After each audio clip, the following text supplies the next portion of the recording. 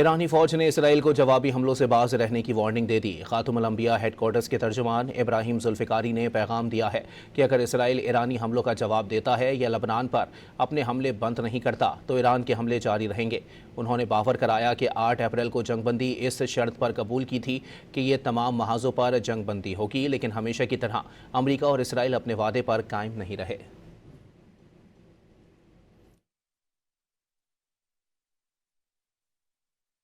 بسم الله الرحمن الرحیم.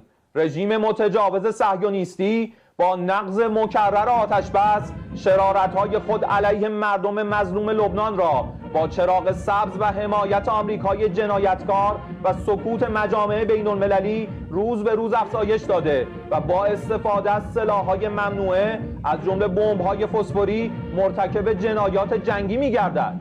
با وجود هشدارهای قبلی جمهوری اسلامی ایران، رژیم کودککش صهیونیستی با عبور از همه خطوط قرمز و افزایش حملات در جنوب لبنان زاویه بیروت را هدف قرار داده است.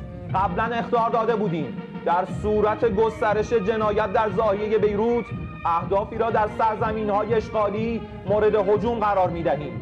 ارتش صهیونیستی باید حملات خود به جنوب لبنان و زاویه را متوقف نماید و در صورت گسترش حملات خود به آن منطقه